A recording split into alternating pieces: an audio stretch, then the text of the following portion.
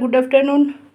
লাঞ্চে কী আছে দেখো, ভাত, আর এটা হচ্ছে তোমার ব্রোকলি আর বেগুনি, একটু ফুলকপি ভেজে বয়েল করে রেখেছি, ওটা পকোড়া করে নিয়েছি।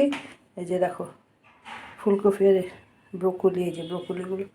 আর এটা হচ্ছে তোমার শিং মাছের ঝোল, কাঁচা কলা আলু দিয়ে ঝোল, দেখো পাতলা করে করেছি।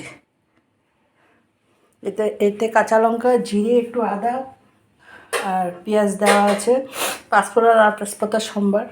এটাতে নামানোর আগে ধনেপাতাও পড়বে না, গরম মশলাও পড়বে না, ঠিক আছে। এটাতে কাঁচা লঙ্কা, পেঁয়াজ, একটু জিরে, একটু আদা, পাঁচফোড়ন তেজপাতা সম্বার মশলা।